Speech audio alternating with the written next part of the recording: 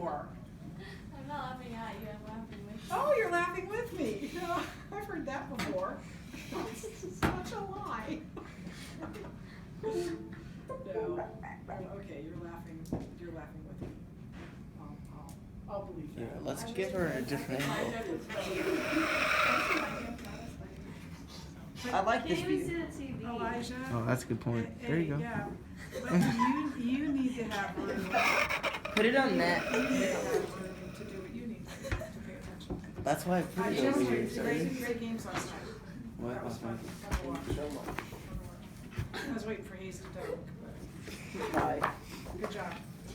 Okay, so we prayed, we've had the Darb, we're gonna jump into this story in John 9, about the man born blind, and there's a whole lot here for us to learn, from this, so, I think you'll find it to be true. I'm gonna begin by reading the whole story, and it's lengthy, so I think it would be helpful if you'd open up your Bibles to John 9 and follow along with me, as I read this.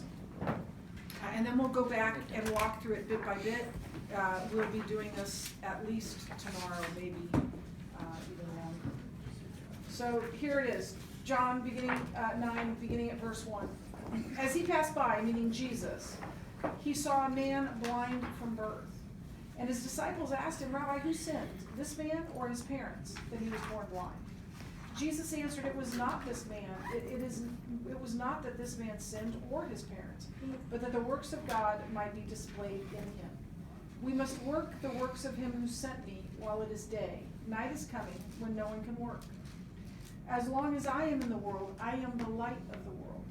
Having said these things, he spit on the ground and made mud with the saliva. Then he anointed the man's eyes with the mud and said to him, go wash in the pool of Siloam, which means sent. So he went and washed and came back seeing.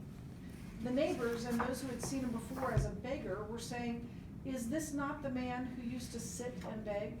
Some said, it is he. Others said, no, but he is like him, looks like him.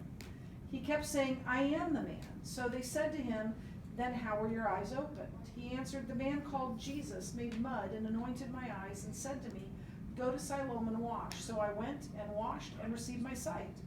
They said to him, where is he? He said, I do not know. They brought to the Pharisees the man who had formerly been blind. Now it was a Sabbath day when Jesus made the mud and opened his eyes. So the Pharisees again asked him how he had received his sight. And he said to them, he put mud on my eyes, and I washed, and I see. So some of the Pharisees said, this man is not from God. He does not keep the Sabbath, for he does not keep the Sabbath. But others said, how can a man who is a sinner do such signs? And there was division among them. So they said again to the blind man, what do you say about him, since he has opened your eyes? He said, he is a prophet. Oops, I don't want to do that. I want to do this.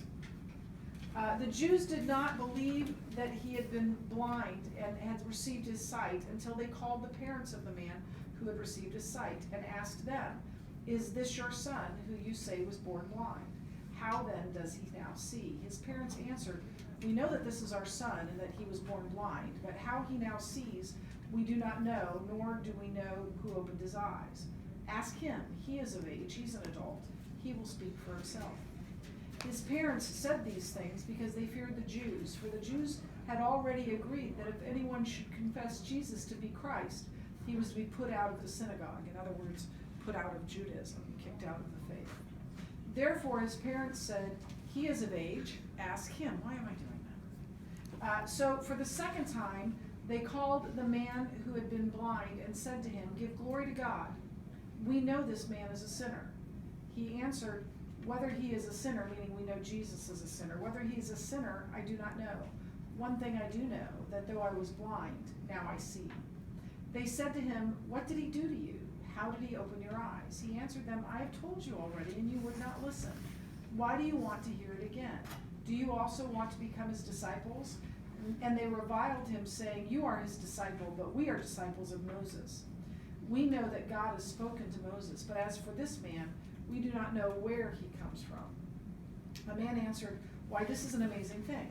You do not know where he comes from, and yet he opened my eyes. We know that God does not listen to sinners, but if anyone is a worshiper of God, and does his will, God listens to him. Never since the world began has it been heard that anyone opened the eyes of a man born blind. If this man were not from God, he could do nothing. They answered him, you were born in utter sin, and would you teach us? And they cast him out.